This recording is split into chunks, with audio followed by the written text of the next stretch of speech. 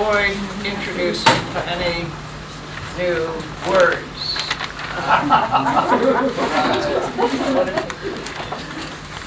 To confine myself, in other words, to the words which HPB uses and introduced.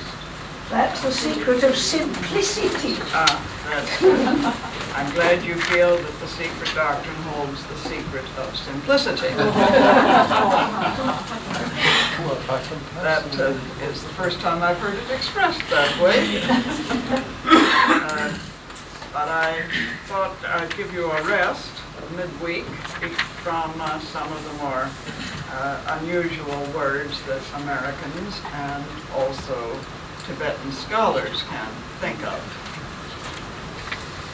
But move forward now into the next stage of the cosmogonic process, which is given us in stanza 4.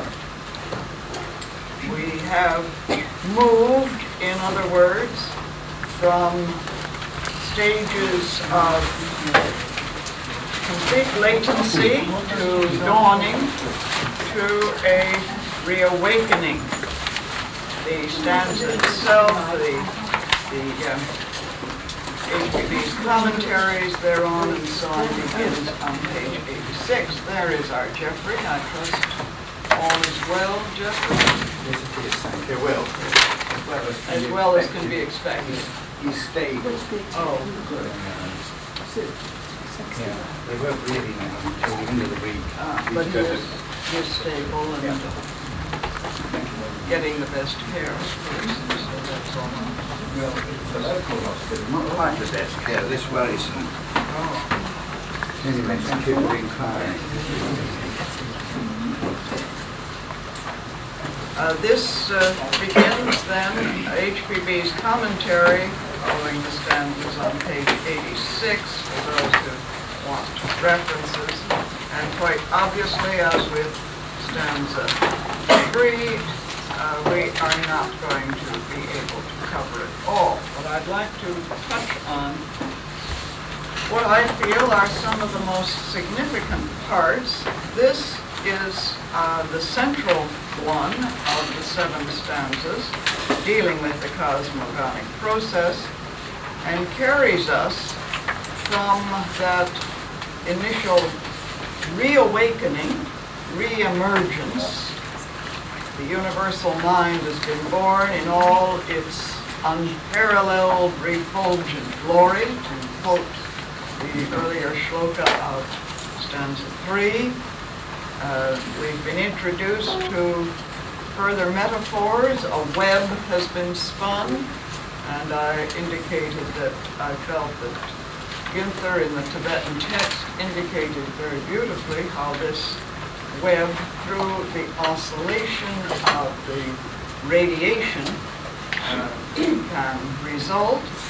And the story, of course, concludes with that shloka, which we have not at all commented upon, but I'm trying to pick out these major developmental stages in the cosmogonic process. But that wonderful one, then Hava sends Fohat to harden the atoms. Each of these is a part of the web, reflecting the self-existent Lord like a mirror. Each becomes in turn a world. Well, we could spend, of course, the whole day on that. Incidentally, what I have tried to do is to pick out from my voluminous notes out of a series at the Crotona School, which have occupied me for almost 7 years, and therefore series varying from 6 classes to 8 classes per term, 3 terms a year. There are now, I might say, in the library of the Crotona School, well over 100 tapes on this. And so you can see my difficulty in picking out some of the key points that there we were able to explore greater depth. that's what can happen. It's wonderful the European school is now 2 weeks, but this is what can happen when you have 6 to 8 week terms and can pursue it 3 times a year in that kind of thing. A few I skipped, but not many, few terms.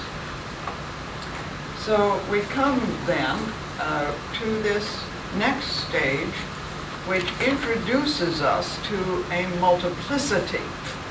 This is the central one of the 7 stanzas, as I say, dealing with the cosmogonic process, and introduces us to energies, powers, and forces in their externalized nature, hierarchical, therefore. And I'm not going to spend a great deal of time on the concept of hierarchy, since I'm very happy to leave that to Adam. I don't think that's today, is it? But is that today? Oh, good, fine. So you will get all of that this afternoon. We will. So I don't have to spend time on it. But the concept of hierarchies is, of course, a key concept, a very fundamental concept, and it's introduced to us here.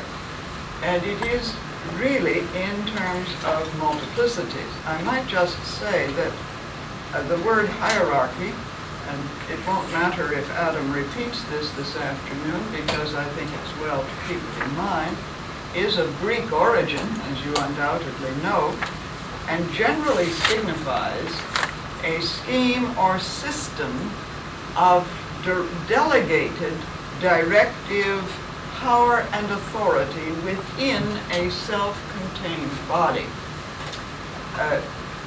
It's rather interesting that we have generally seen this in a pyramidal structure, but general systems theory does not see it in a pyramidal structure so much as in, one can say this, within a self-contained system in which each plays its essential role and yet has its interlinking and interrelationship with the next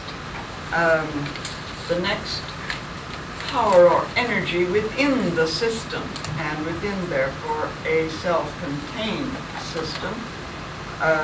And consequently, there is neither higher nor lower, nor upper nor down. And this, I think, is a concept that is useful to us. Now, precisely because, therefore, there has been this emergence by which what we may call the fields of oneness, the oscillations of that primordial ray, if you like to call it that, the stanzas refer to it as that, by which they have resonated and therefore created their own wave patterns, the shining images of the primordial archetypes or transcendental principles are bodied forth in that magical play which we term our universe. And precisely because it is a magical play of images, it has been referred to as Maya, but it is a magical play. And the study of these energies or powers, the hierarchies, by which and through which the fields of existence are differentiated, but which themselves are these fields, is a complex study. It's not at all easy to grasp, but I think it's very exciting study. This idea of the hierarchies, which HPB presents to us here, and which I'm not going to deal with in great detail, is of course fundamental and basic to the entire Gnostic philosophy, and was fundamental to both Platonism and to Neoplatonism. One of the great Neoplatonic writers, philosophers, known simply as Dionysius the Areopagite, wrote a work which has been translated as the Celestial Hierarchies, in which he delineates, sets forth in that tradition, in the Western tradition, the manner in which, through the agency of angelic hosts, the divine life, the one life, is transmitted from its ultimate source to all things in accordance with a plan. Proclus, who was another one of the greatest of the Neoplatonists, rather late Neoplatonists, wrote that every particular thing, even the most minute as well as the universal, depends forever upon the beneficent providence of divinity. Indicative of the fact that each particle, that is, each spark, whatever you want to call it, that is thrown out from the central flame is indeed still dependent for its life and energy upon it. Plotinus, who is so frequently quoted by HPB, some pronounce it Plotinus. The Greek is not absolutely certain, so if you prefer Plotinus, I have no objection to that. But so frequently quoted by HPB as one of the greatest of the Neoplatonists, and she calls him a true Theosophist, stated, "From first to last, providence descends from on high, communicating its gifts, not according to a numerical law of equality, but by all wise prescience, varying its operations according to the needs and conditions of participants." Isn't that a marvelous statement, directly from Plotinus? From first to last, providence, and we may, this is of course one translation, but that second one, if you like, that radiating one, Ishvara in some aspects, Avalokiteshvara in other traditions, descends from on high, communicating its gifts, not according to a numerical law of equality, but by all-wise prescience, varying its operations according to the needs and conditions of participants. Very remarkable statement. And of course this concept is found in all mystery traditions, and we find traces of it in all the exoteric scriptures. This paradoxical concept, extremely significant, is also expressed in another way by Dionysius the Areopagite in the very first sentence of his work, that every divine illumination, whilst going forth with love in various ways to the objects of its forethought, remains one. Nor is this all. It also unifies the things illuminated. So this energy, primary energy, which is, one may say, in permutation now before us, is that magic play or Maya, which is the Shakti then, the energy, the Shakti of the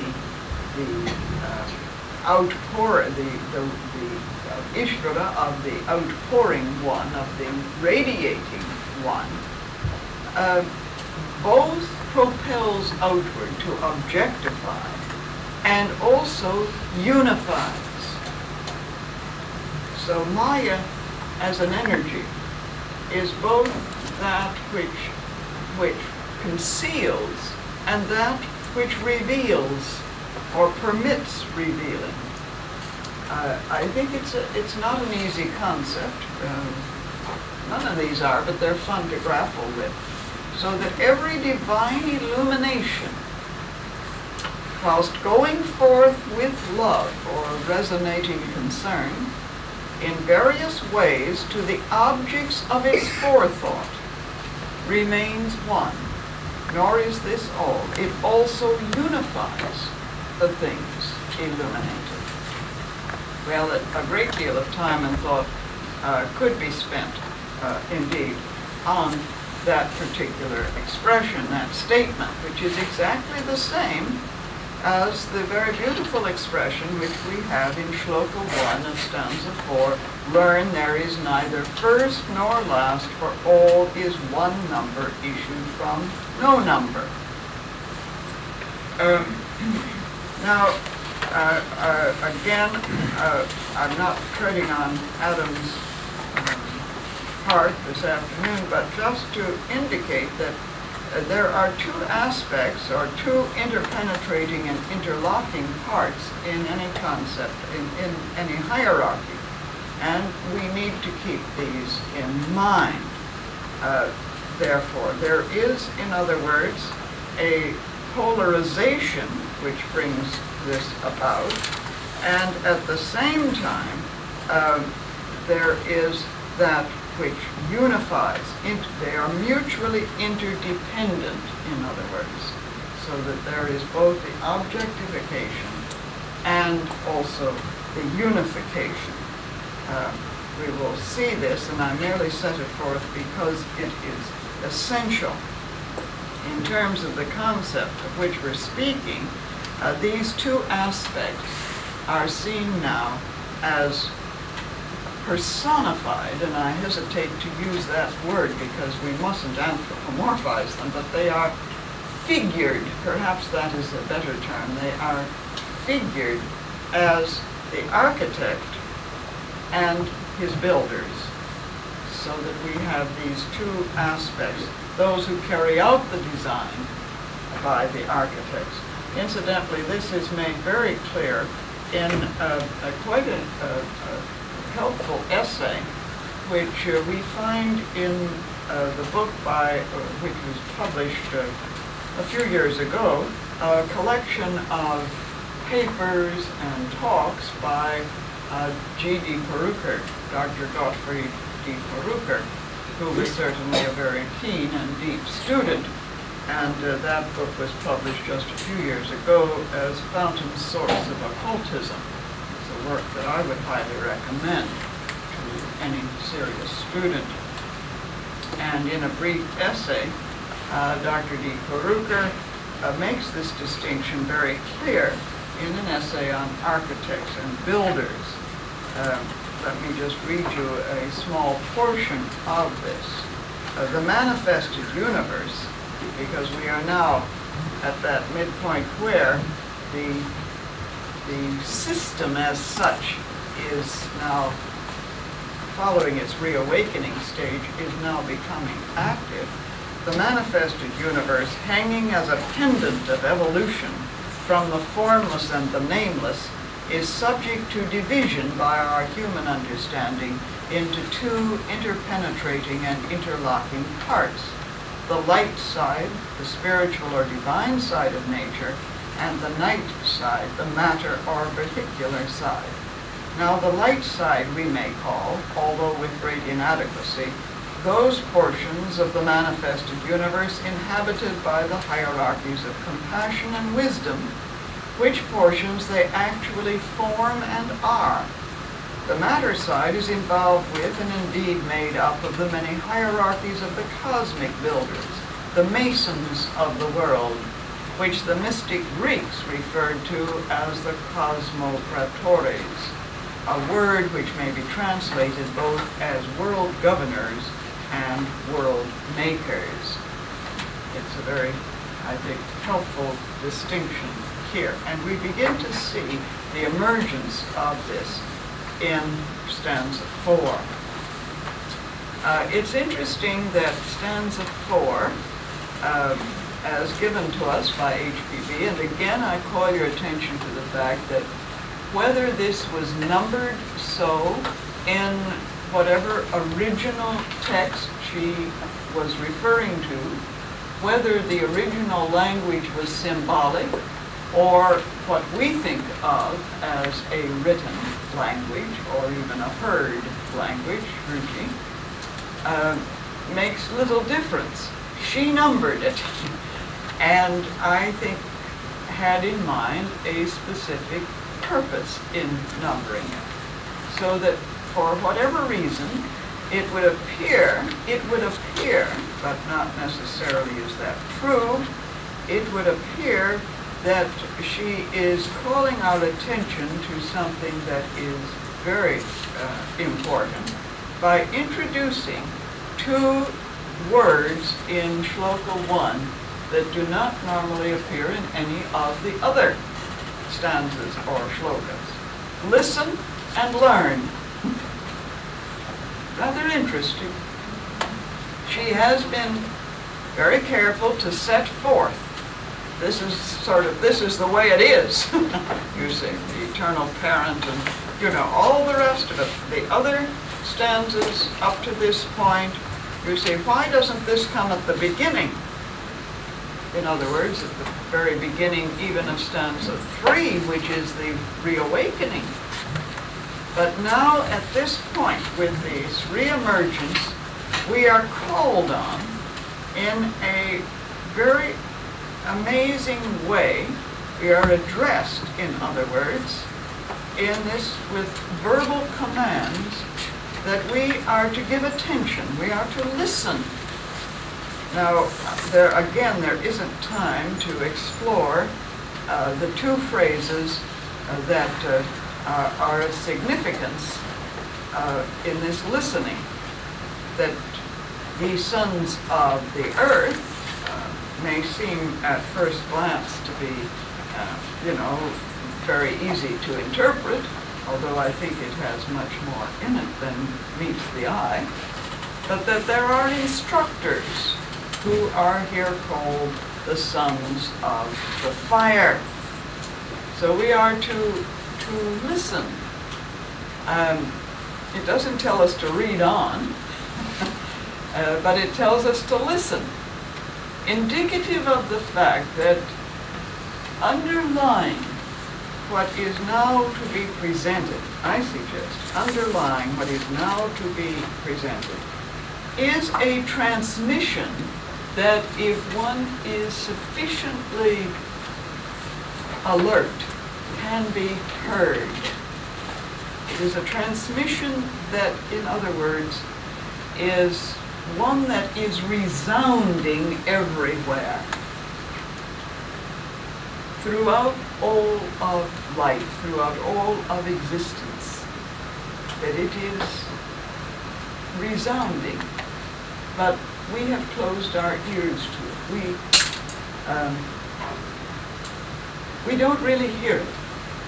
Let me give you a very prosaic, mundane. You see, I told you I wouldn't use any fancy words, so let me give you a very prosaic and mundane illustration. Some of you are familiar with the head of the American section, Dora Kuntz. Dora, of course, is very much involved, as some of you may know, in healing, and she has developed quite a phenomenal reputation among nurses and doctors for the work she has done in healing, and particularly a system, a method, which utilizes what she feels is the energy or the life force that is available to every individual. Anyone, in other words, can reach this in her view, can utilize it, can channel it. And it's a method that has come to be called therapeutic touch. It is actually not so much touch, but rather the cleansing of the field around the individual. When she has her workshops, and these are generally attended only by members of the healing professions, doctors and nurses, she makes them do one thing before they sit down and are instructed in this technique which she has developed, and which others, building on what she says, others who are indeed qualified in healing arts, Dr. Dolores Krieger and a number of others who are even professors of nursing at New York University and elsewhere. The thing that she has them do, particularly with doctors, she tells them to go out and hug a tree. Now this may seem a long way from what I'm talking about. And as she always says, they become very embarrassed because doctors are not used to going out and hugging trees. And of course it sort of startles them, and they sort of gingerly walk up to a tree and, not quite sure about this action of hugging it. Now, I think to a theosophist, almost anything is, we don't really mind doing anything that's a little bit offbeat, because we're offbeat already, But to an Orthodox doctor, this is a little bit bewildering. And she says it isn't very long before they learn, or before they begin to feel that they are listening to something that they have never heard before. And that by hugging a tree, which is, of course, a little less threatening than being told to hug the person sitting next to you, you see, it really is, you see. If I told you to turn to each other and start hugging each other, there's even more of a resistance than there is to hugging a tree, isn't there? Basically, The slightest. Oh, maybe not.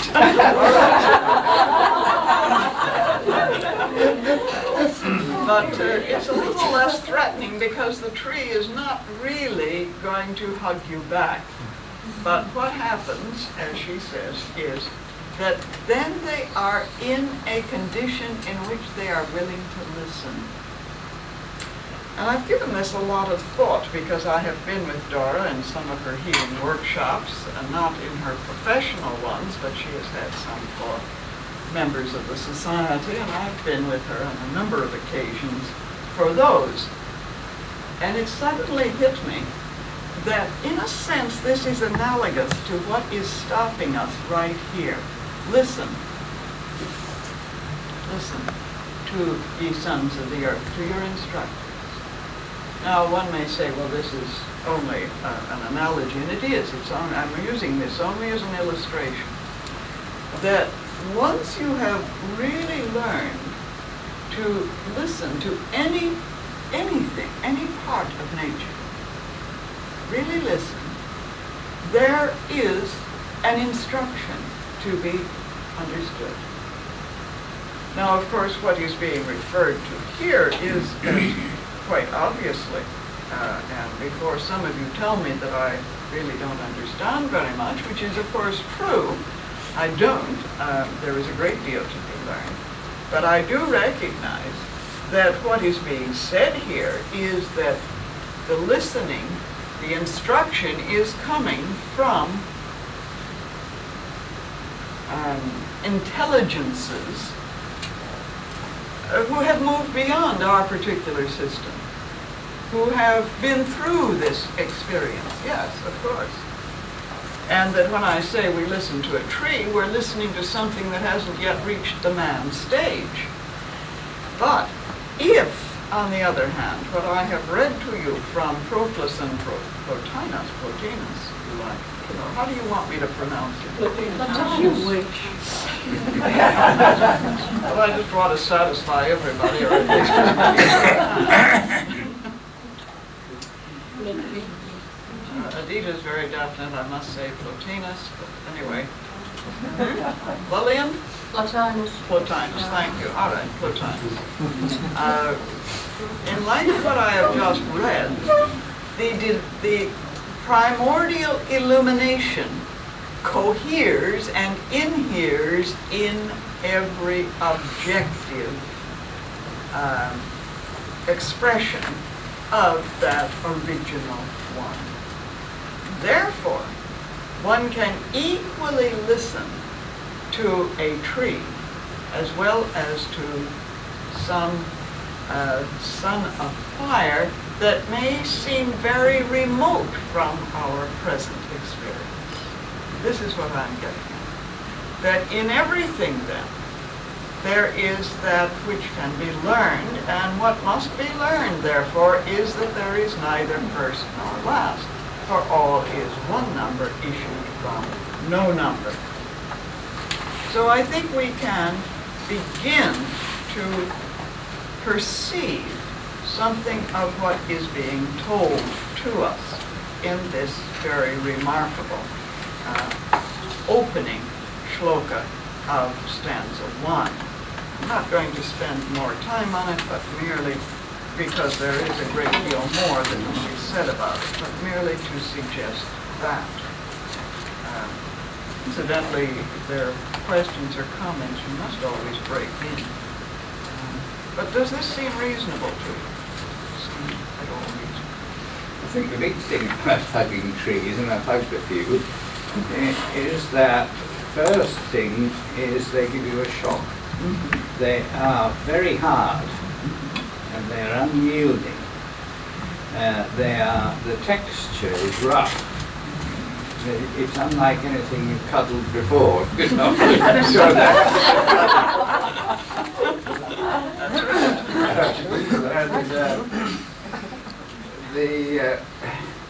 the next thing, having got over the initial sort of shock of something strange, but this is only in the right place, it doesn't happen everywhere, is that you are, so to speak, pervaded by silence. Yes.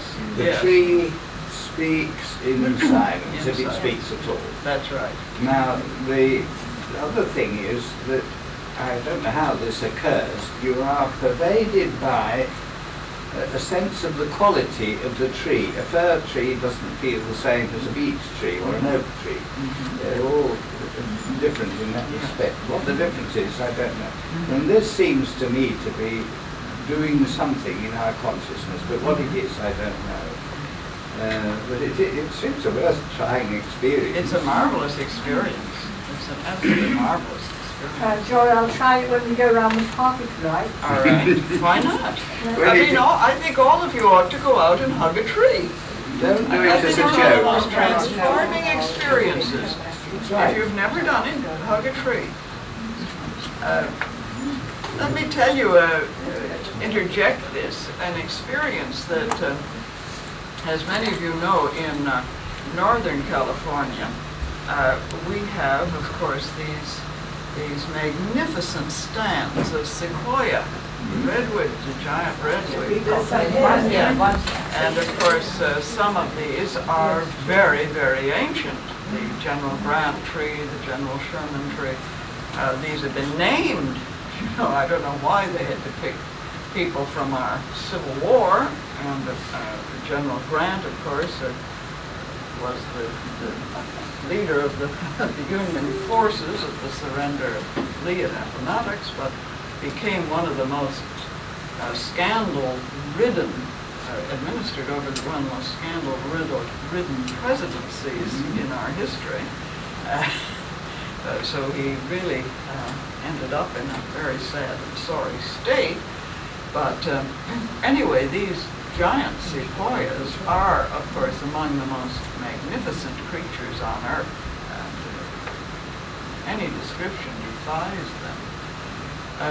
And to walk among them in some of the woods there, outside of San Francisco, for example, across the bay in Marin County, is this beautiful park, Muir Woods, where the delegates to the United Nations conference in 1945, very soon after the death of Franklin Roosevelt, at the start, in the formation of the UN Charter, the delegates all went there to a particular grove known as the sanctuary, which is a perfect grove, almost like a sanctuary, of these magnificent sequoias, the redwoods.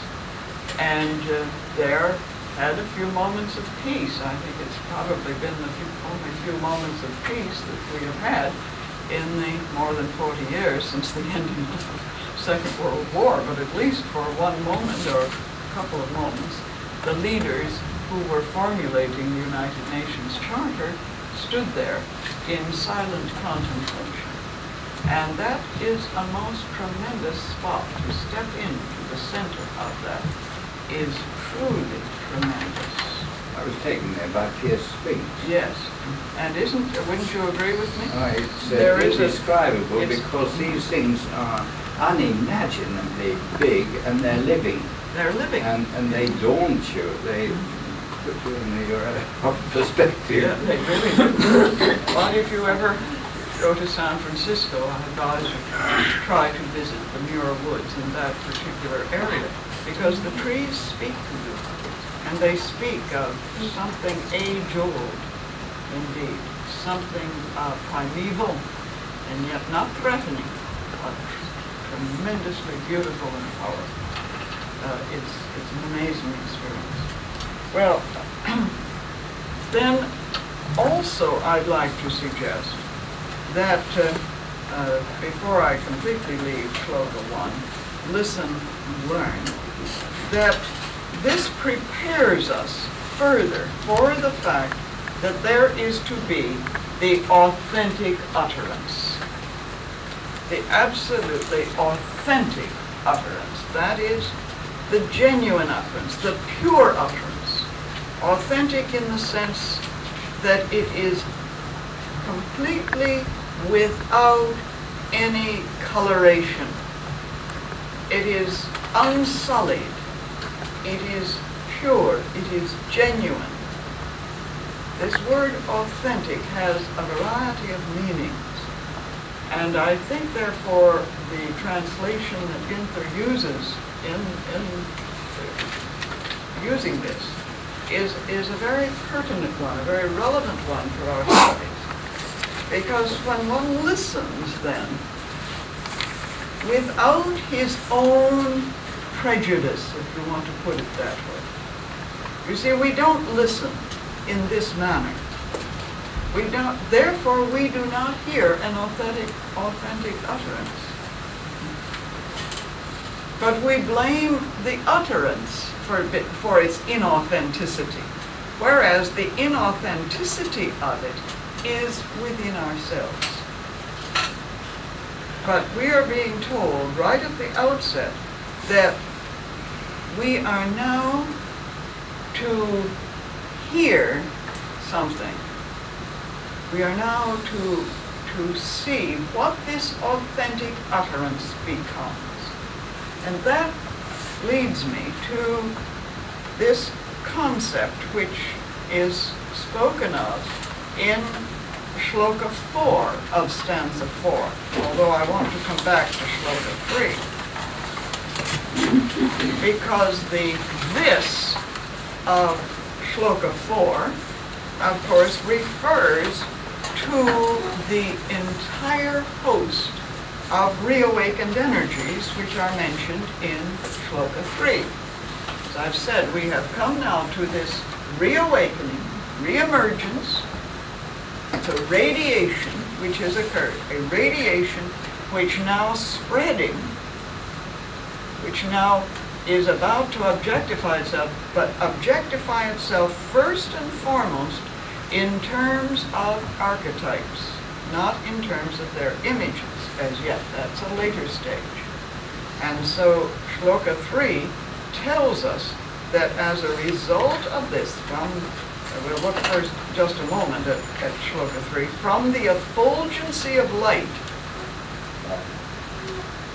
comes the reawakened energies. We'll come back to now. All of that then is comprised in the this of Shloka 4.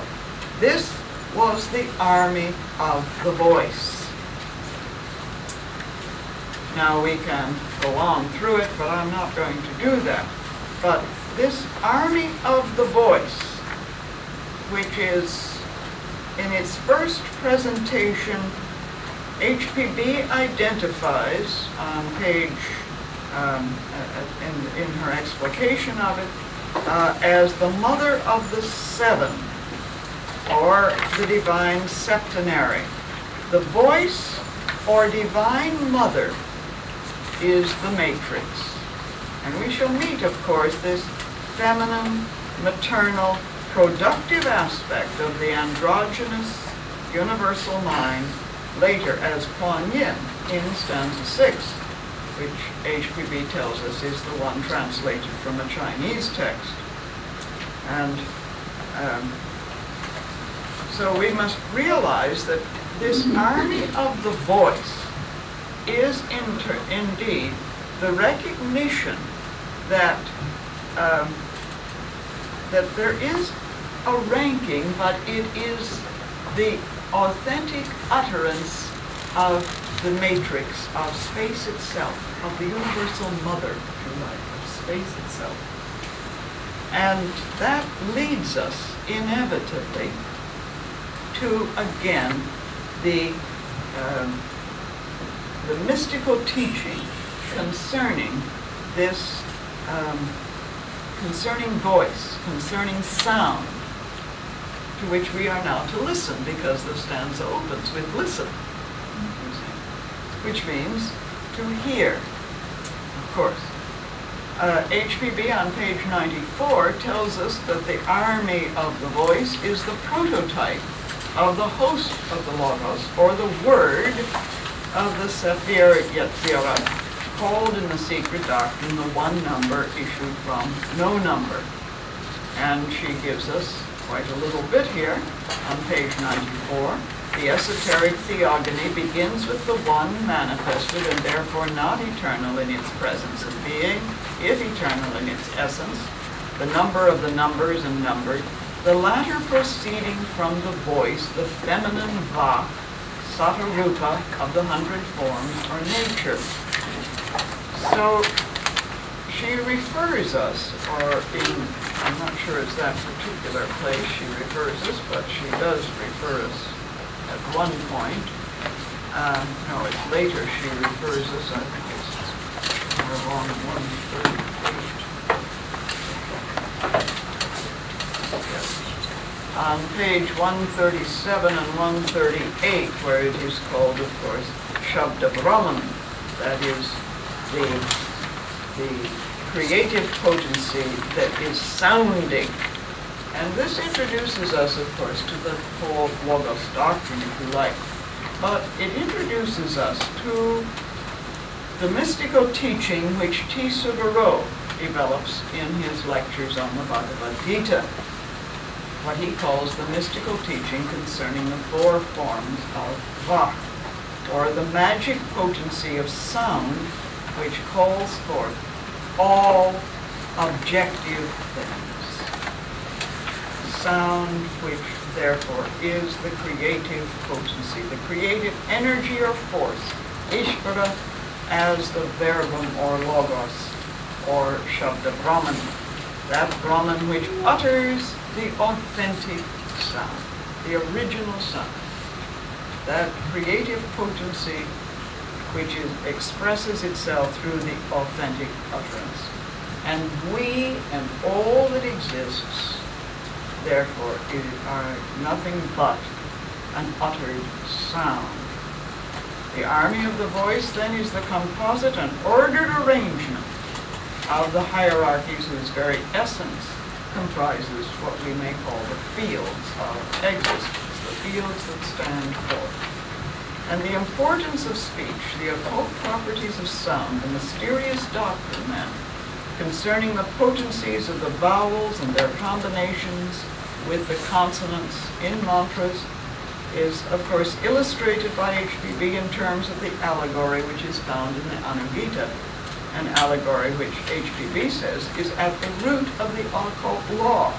And she gives this on page 95. If you haven't read it recently, it's an interesting allegory from the Anugita. Well, we touch here, of course, on a very profound concept. It's one that to which Yanti has referred, which is because it underlies the Vedas, which were heard. Veda from vid, to know, but also another meaning of that root verb vid is to hear. Not only to know, not only to see, but to hear. All of that is comprised in the verbal root vid, from which Veda comes. To hear, to see, and to know. And so it is said that these great scriptures, as Yanti has already pointed out, are the Shruti, that is, that which was heard. These were great rishis who were accustomed to hugging trees, like. They heard it. These, of course, were the instructions conveyed then. And so it is interesting that some scholars propose that the original form of this creative potency of Avalokiteshvara, the original form was Avalokita Shvara, which means the looked at sound. The looked at sound. Now the paradox of the sound which is seen can, I think, aid our understanding of the matrix as the army of the voice, the Divine Mother. The instructions conveyed then are the wisdom content of that original matrix, which now becomes in her visible sounding forth, Sophia. This, of course, is very clear in some of the Greek philosophy. So I'd like just to indicate then how this, in the Hindu tradition, from the goddess Vak then, and incidentally, there is a book which I have only seen in the Adyar library and nowhere else, and does not have an author, but is a text from dealing with this aspect, called Philosophy of Word and Meaning. Very old text, and I've seen it nowhere else but in the Adyar library. So when you go to Adyar, you can look it up, Philosophy of Word and Meaning. And there, this is explicated in quite some detail. I'm always hunting around among books to find these things, as you can tell. Consequently, the ultimate reality, the power of the Supreme, Para, which is inherent in all others, is, of course, Paravak. Little is known about it. It's present in all stages because of Paravak, or the authentic utterance, or the original utterance, Para, as the supreme or ultimate, often above, but supreme or ultimate. This is the original utterance, which must be present in all other stages. It moves, therefore, to still a transcendent level, if you like, a state which perhaps can be comprehended as Pashyanti Vak. Now, Pash is to see. So we have now beginning the looked-at sound of Avalokiteshvara. We begin to see the sound. Now, the only way we can see the sound is as it becomes objective, isn't it? I think it was Ernest asked me if I was going to do something about color. Well, of course, color is closely related, but there isn't time to bring that in. So you can pursue that on your own. But it does come. The color is, of course, very closely associated. So in Paravak, there is no sequence of sounds. In Pashyanti Vak, sequence is absent in the sense of not yet. So we have this very small difference.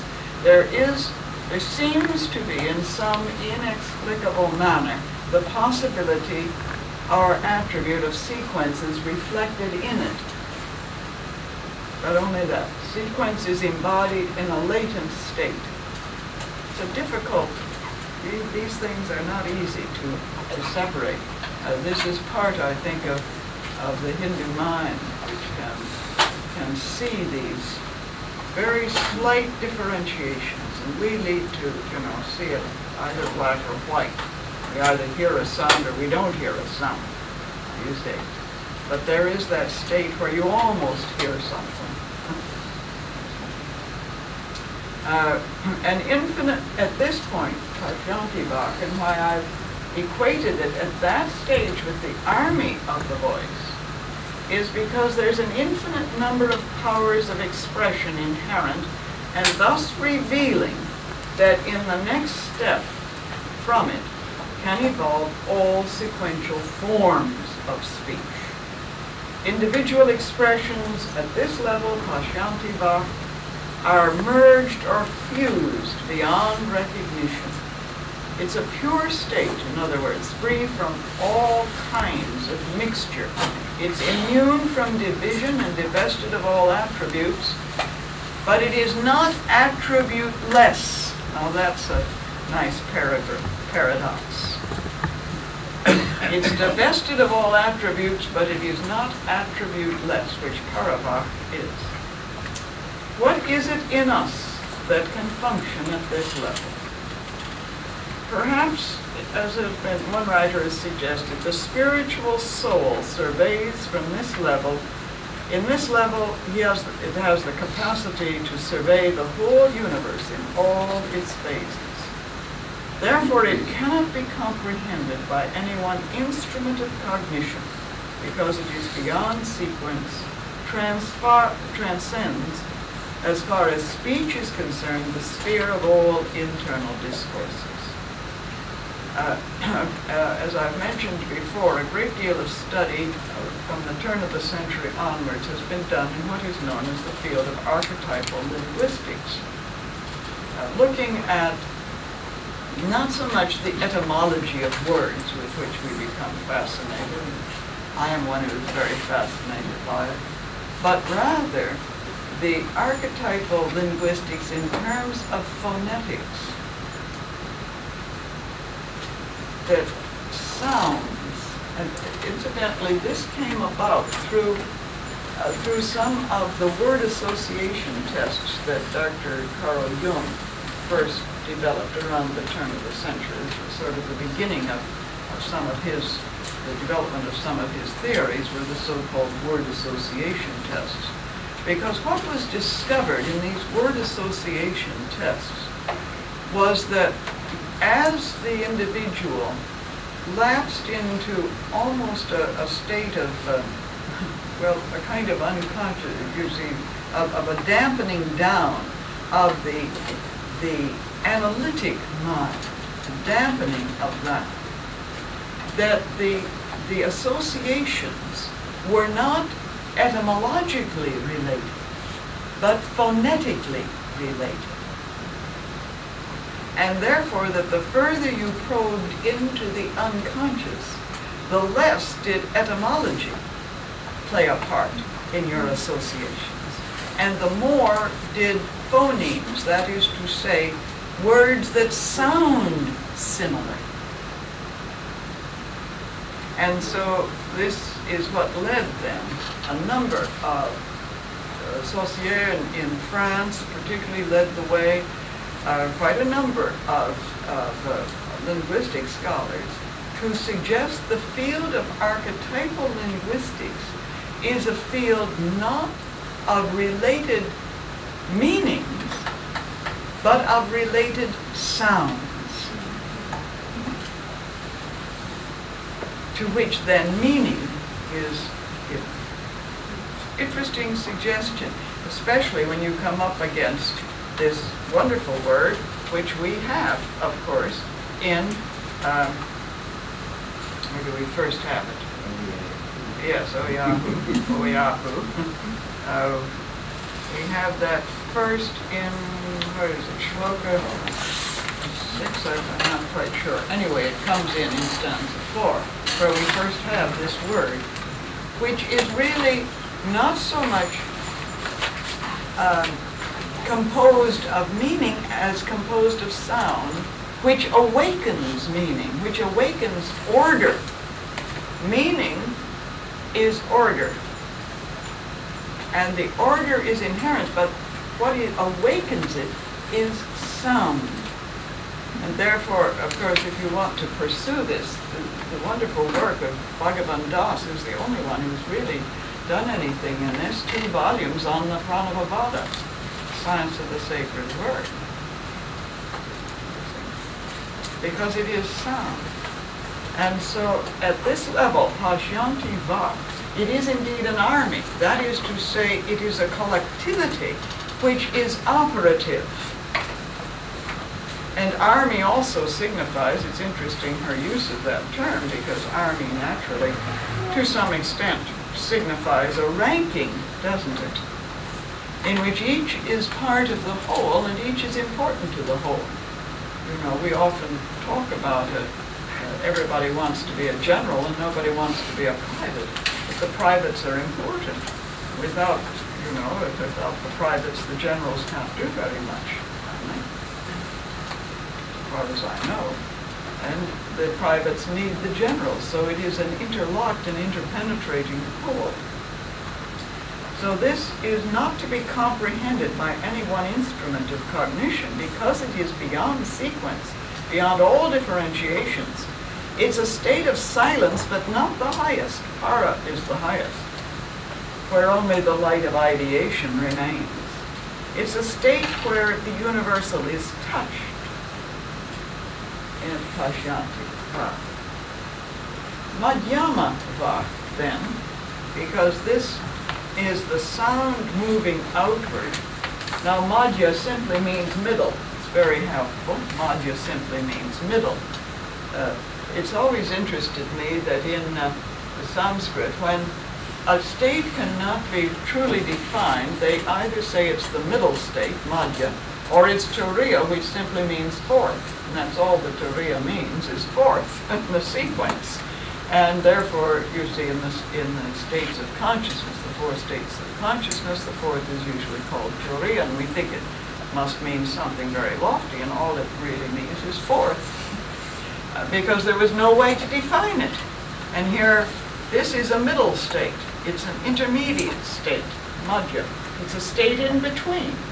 A state now, therefore, when expression is sequentially revealed, and we get that back in Shloka 3, which we'll look at as time permits. So it is a level of articulation, but not vocal articulation. It's a form of intellectual discourse, it is said, when the 2 vital airs, prana and apana, unite. It's apprehended, therefore, by the internal sense organ, which is the mind. So articulation by the mind we call thought. And therefore, thought generally has some sequence. Now, it may not have always an ordered sequence, but if you've ever tried to trace your thought back, you know what happens. Have you ever tried that? It's one of the fascinating exercises to try to trace back. It's analogous to the Buddhist meditation, where you trace back more. Isn't that right, Adam? Isn't there in one of the Buddhist meditations of tracing back moment by moment by moment? And so this is an articulation. One is not free, therefore, from the attributes of sequence. It's imperceptible to external sense organs because it's mental in constitution. It's closely associated, very closely associated, with the course of prana. Interestingly enough.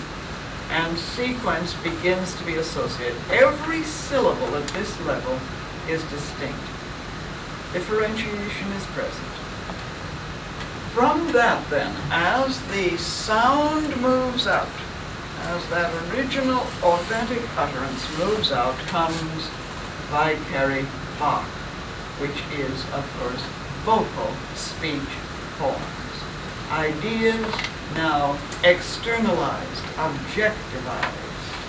A state of manifestation of that eternal variable, the original sound, nada, and invariably apprehended, therefore, by the auditory organ. There are two factors that must be present.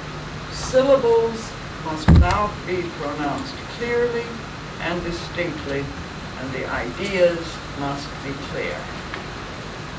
For this to really reflect authentic utterance, there must be an expression with no distortion. What's called sadhu shabda. The sound is produced and cognized by external organs. All of the organs of speech and the auditory organ must come into play. Listen and speak. At this point, of course, prana has to go through all the organs of the mouth. And we can see then, within this primordial chasm of the mouth, which forms the matrix, from the original sound, ah,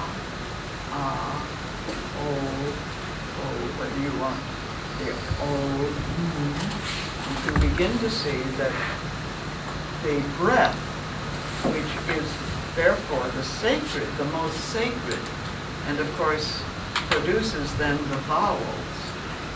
It's the consonants that interrupt the breath. Therefore, in such traditions as the Hebrew, the vowels are the most sacred because they represent that original outpouring, which now takes the form of prana. One of the sons of Fohat. Remember, Fohat, according to HPB, primordial dynamism, the dynamism of the entire process, had three sons. We should write a children's story about these. You know, Prana, Kundalini, and Fohat Jr. Well, HPB doesn't call him Fohat Jr., but I call him that because that's really what he is, isn't he? She says there are three sons, and she names them Fohat, Prana, and Kundalini, so I say it's Fohat Jr. This expressed through us, I suggest our individualized Fohat Jr. has become known in psychological terms as the libido. So this is the sequence, this is the army then, to which HPB refers. Now, therefore, the importance of our speech, you see, great importance of indeed clear thinking. You know, when we say the mind is the slayer of the real, all right, what are we talking about? You know, I've often said, well, if it's real, can it be slain? The division of the original Godhead, as well illustrated in the great stories of Osiris, Dionysius, Rajapati, and so on, many other traditions, many traditions, and many North American Indian traditions. There's the tradition among the Quiche Maya of Central America of the slaying of the Godhead, and depicted by the Quiche Maya in some of the ruins in Guatemala, for example, in Central America, where the Quiche Maya Indians were particularly prevalent and are still there. Some of their descendants are still there. In many traditions, this fragmentation by the introduction of the reawakening of consciousness, the divine mind, which produces this is multiplicity. And for us, therefore, that is reflected, yes. And therefore, it is a necessary stage.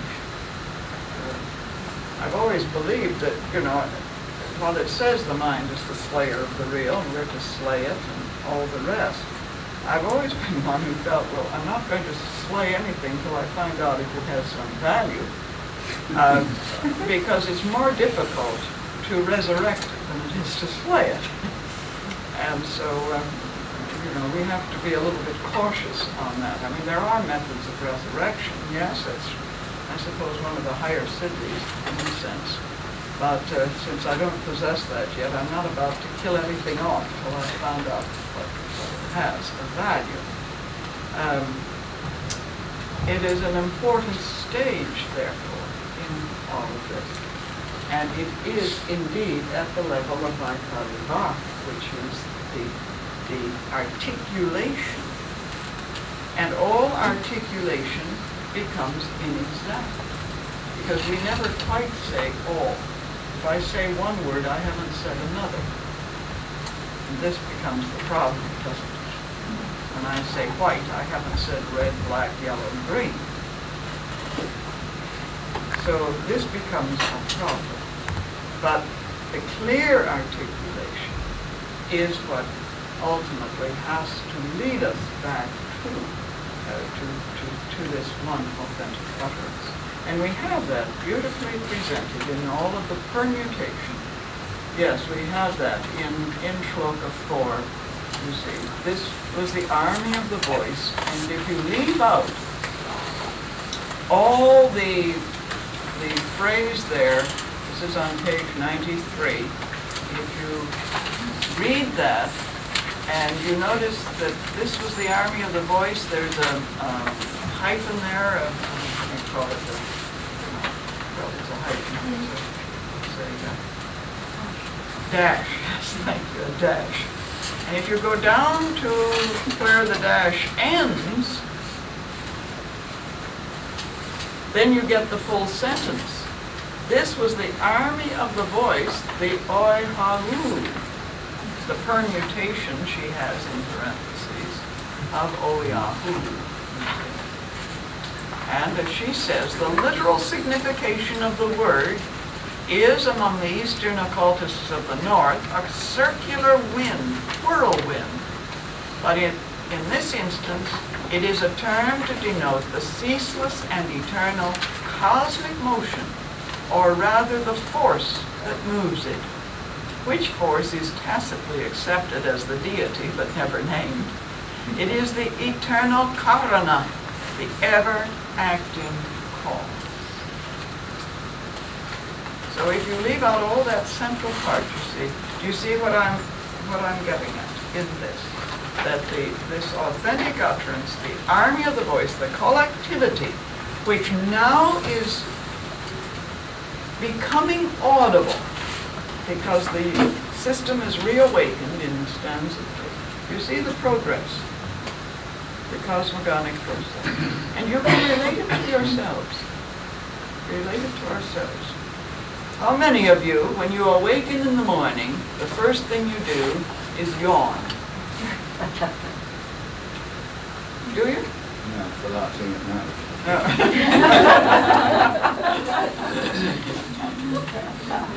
Yes, often it's the last thing at night. But very often, the first thing we do in the morning is yawn.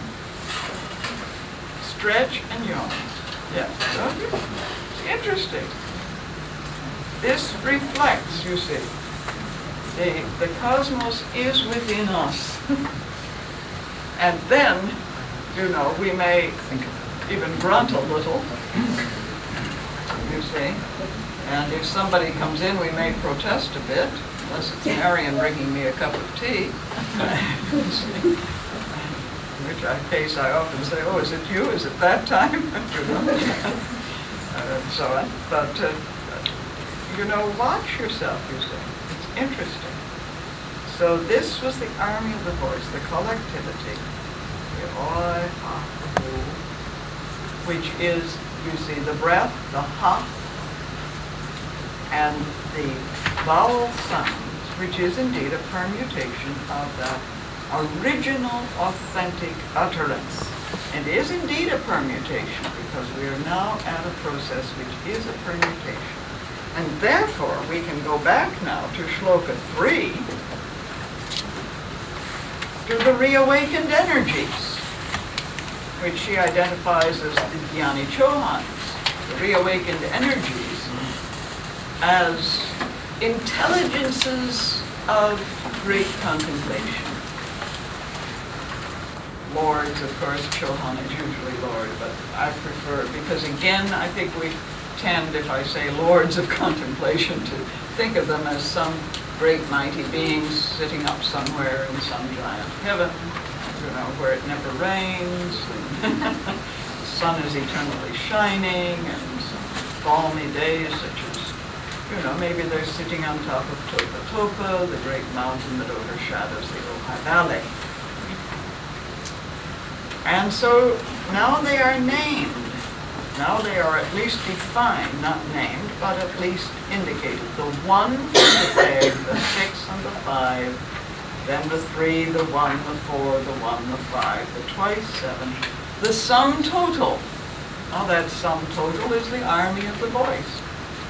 And these are the essences, the flames, the elements, the builders, the numbers, the arupa, the rupa, and the force of divine man, the sum total again, the sum total. Twice we've been given that phrase. And from the divine man emanated the forms, the sparks, the sacred animals, and the messengers of the sacred fathers who were in the holy form. So here we have, standing forth, all of these permutations of the original utterance. Well, I've ended 2 minutes on the stanzas, but I think perhaps I've given you enough to get you started, if I can put it that way, and have tried to emphasize the principal features that are in this central stanza that marks the transitional stage. The transcendent principles now reveal themselves as principles within the universal mind, and in that mode become expressible by names. Now, Jeffrey and I were just commenting this. This matter of number is indeed a very, very tricky one, and it's not an easy one.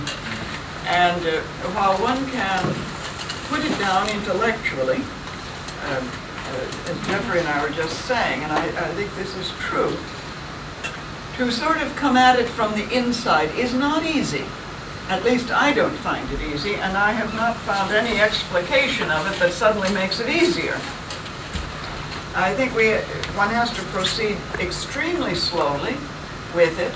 The fact that these energies, and there is a point that we must make note of these reawakened energies, and of course the word reawakened emphasizes again what we have had in stanza 3, that it is a reemergence. As Adam said yesterday, from one point of view, it's irrelevant whether we're the 4th or the 5th planetary chain. Maybe I'm putting words into his mouth, but you see, one of the things that I think has, that came up, well, I'll put it this way, one of the things that you all know that came up with the scholastics in the early Middle Ages was this deep question, how many angels can dance on the head of a pin, you see. And I think to some extent this kind of question continues to beleaguer people, even within the Theosophical movement. And we get terribly caught up as to whether, they're 5 or 7 or 10 or 12, and we may get into dreadful arguments over this, and practically at each other's throats over this. I come back to, learn there is neither first nor last, for all is one number. Isn't that much simpler, you see? And as I've already pointed out, one of the great things that has been suggested in certain traditions is that indeed every number is but an aspect of that one. 2 is the two-ness of 1, 3 is the three-ness of 1. And if one comes back to that, I've mentioned the work of Dr. Marie-Louise van France, which is based, of course, on the work of Carl Jung in this regard, in which, as Jung has pointed out, there's an obvious just so-ness in an acausal orderedness in terms of number. Numbers themselves, in other words, and this is what Jung has pointed out, numbers themselves cannot be defined. They are logically simple.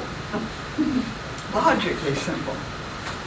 And so from the point of view of Jung, numbers are archetypal symbols. And he, therefore, called number an archetype of order which has become conscious. Now, I think that gives us a little clue here, because we're talking about these reawakened energies. We are moving into the whole arena, if you like, of that area of manifestation of universal mind, divine mind, Maha. The archetypes first, then, it would seem, reveal themselves as number, which is an ordering. Dr. van France, commenting on what Jung has said, puts it, it is thus she italicizes the. It is thus the predestined instrument, that is number, is the predestined instrument for creating order or for apprehending an already existing but still unknown regular arrangement or orderedness. And of course this is, very characteristic of our human state in one sense, the human mind. We do inevitably number things, and then we put them into a collectivity and abstract from a number a certain meaning or a classification, you see. I've often thought, what would it be like if we went around the world and every time we saw an object, we gave it a number, you see. So that, for example, we wouldn't say chairs, but that's 1, 2, 3, 4, and every time you saw a chair, you gave it another number. Well, we don't do that. On the other hand, we collect all of these, as it were, and say chair. And anything that remotely resembles something you can sit upon, and sometimes it does very remotely resemble it, we call it a chair. I mean, they're bean bags that you can sit on, and suddenly they become chairs in somebody's modern living room, you see.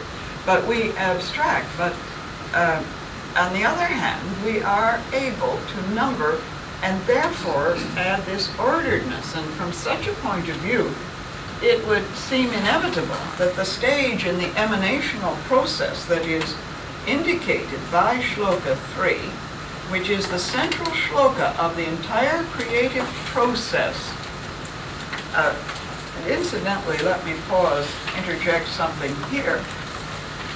We do use this word creative, but not in any sense that it is ex nihilo, that it's out of nothing. And in some places, HPB is very bold to say that it's the wrong word. On the other hand, she uses it. She speaks of the 2 creations, secondary creations. She speaks of the 7 creations, and so on. It appears that the word create does have an Indo-European root, K-R-E, which means to grow or to cause to grow. So from that point of view, if etymologically that is true, that the Indo-European root is KRE, Cree, and therefore has that meaning, to grow or to cause to grow, then the word creation is not an inappropriate word, and we don't need to worry about it. If we think of it as out of nothing, ex nihilo, then of course we are making a serious mistake with it. But it's very appropriate then at this midpoint, and it's interesting to note that the very central shloka of the entire process is shloka 3 of stanza 4. Therefore it deserves, of course, even far more consideration than we've given it, or are able to give it. But it is the central one, and I think it is the central one because here we begin to see the emergence or birth of primordial consciousness, Maha, the emergence in terms of its multiplicity. And the graspability then, I don't suppose that's a word that's in the dictionary, so you'll probably not be happy with my graspability, but I think it's a good word. And you see, as you will notice, I like words that depict process. Rhythmicity has within it process, which rhythm does not have. And I'm very happy with words that depict process. And I feel that all our vocabulary should be shifted, if we could, into process words. Processicity. Processes.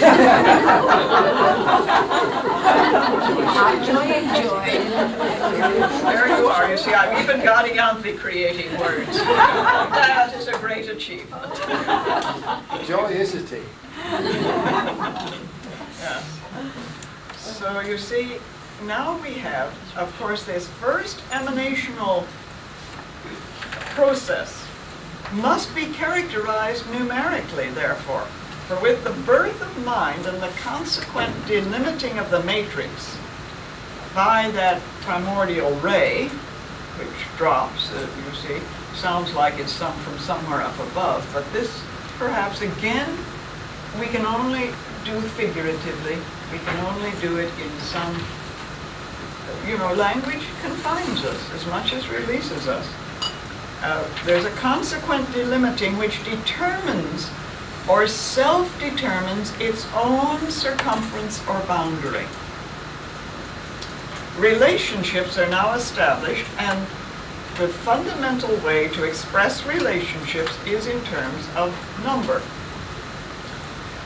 Let me quote just a bit further from Dr. van France. At this stage, have we got anything to be in relation to anything else? Just following the... Well, at this stage, Slow, yes, okay. in stanza 4, because the reawakened energies, but the energies, as they emerge, must be therefore related to each other, aren't they? No. Yeah. But they're still not yet, aren't they? Well, they are coming. They are coming, you see, from the effulgency of light, the ray of the ever-darkness. Sprang in space the reawakened energies. I see them more as notes in a scale. Yes, but those so notes there are is not... a relationship. But yes, the notes are not unrelated, are they, Jeff? No, No. that's true. And there's number in those. And there's number in those, you see. So it would seem to me that this is the correct order. I mean, who am I to say that the stanzas have the correct order? By golly, they have. It's the just so-ness of them, But let me just quote a bit further from Dr. van France. This is incidentally from an article which I have somewhere here, in case I didn't make copies of it. I do have it somewhere. From a journal which is published in the United States by the C.G. Jung Institute. It's a journal called Quadrant, yes. And the article, fairly long one, but I suppose if somebody were really keen, we could get copies made of this, I'm sure, called Meaning and Order, concerning meeting points and differences between depth psychology and physics. But anyone who's terribly keen on this subject, maybe let Elise know, would you? And then, Elise, if there are sufficient, we can get this copied, I'm sure. It's underlined. I am one of those dreadful people. I mean, some people think I'm dreadful. Other people applaud my method, which has a certain madness in it. However, in the madness, there's also a certain method that underlines everything, makes marginal notes, uses different colors. You know, isn't that awful? Adam never marks his books, I guess, do you? No. Yeah, you see. Mine, you see, full of all sorts of notes. Anyway, in this, Dr. von Franz points out, an archetypal representation also always contains meaning. Thus, if we assume that number is an archetype of order which has become conscious, then it possesses a pre-conscious, latent, psychic reality which would be indefinable. So this is the preceding, you say, stage. Only when it becomes conscious do we feel motivated to call one unity. It's only when it becomes conscious do we feel motivated to call one unity. The unity, the all oneness, individuality, non-duality, counting unit, etc. Or do we have to say about two that it is the halved, the doubled, duality, distinctness, non-uniqueness, etc. Our mind is in no way free to speculate randomly about a specific number.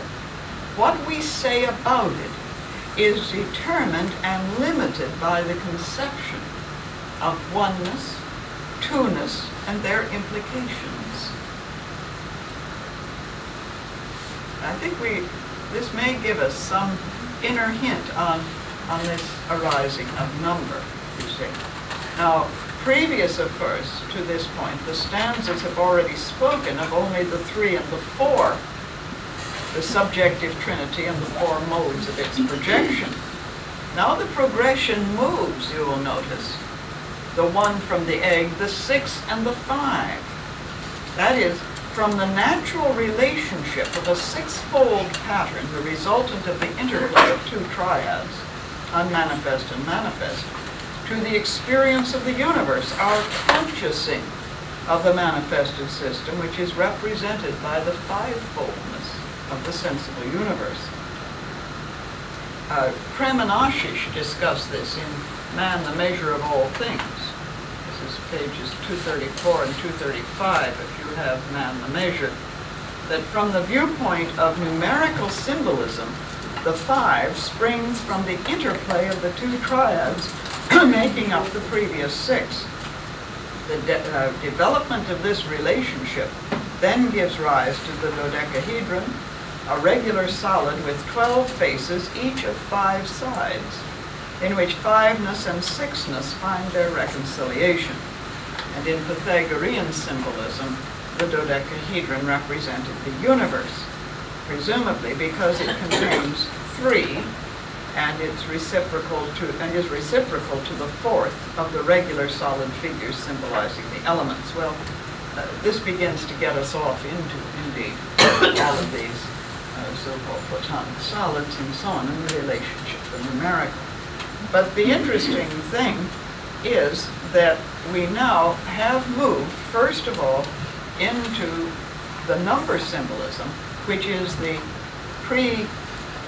which arises out of latent orderedness to now conscious orderedness. And we have then given to us, you see, then the 3, the 1, the 4, the 1, the 5, which of course, as HPB points out, gives us represents to us the numerical hierarchy of the Dhyan Chohans, of various orders, and of the inner and circumscribed world, and of course is the ratio, as we know, the value of pi, the ratio of the diameter to the circumference of the circle, which is always an inexact number. That ratio is always an inexact number, which introduces, it seems to me, the concept that indeed there is always, while a mirror image, always an inexactness. There is some inexactness in manifestation from the unmanifest condition. Yes. As far as expressing pi, it may be always inexact, but that is the shortcoming of the numerical system, isn't it? Yes. Whereas the relationship must be exact. The relationship is exact, but its expression is always inexact. Yes. And it is undoubtedly part of the, you may be well right, Ianthe, that the inexactness is due to our Inability to express even a numeric. computer. I mean, even set working for a few thousand years would not come up with the last digit of pi, would it? No, that's right. Whereas Adam knows brothers That a computer, even working forever, would not come up with a final digit for pi, would it? But this is true, but Ianthe has made a very good point. This Yes. is a numerical system. It's because we compute it on a base 10 Yes, that it comes out that way. yes. That hadn't occurred to me, but perhaps if you computed Yes. it on some other base. it I might hadn't work thought out. of that, Adam. Yes, if we used, instead of the base 10, if we used some other. Well, there's a radian measure, isn't it? It's a long time since I played with these things, but I think it comes out exact then. What is a radian? It's a proper section of the... A proper section of it, yeah. The circumference, I forgot.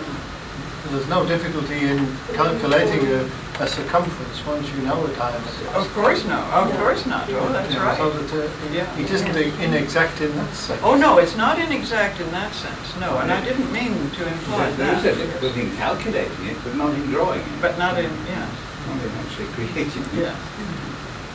Well, it's interesting, you see, that that this happens. In any event, we move first from the numbers, then they are given quality, what shall I say?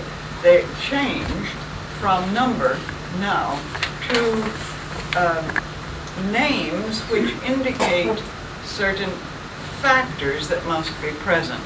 Essences, flames, elements, builders, the numbers, the arupa, the rupa, and the force of then the pattern, which is the heavenly man, the divine man.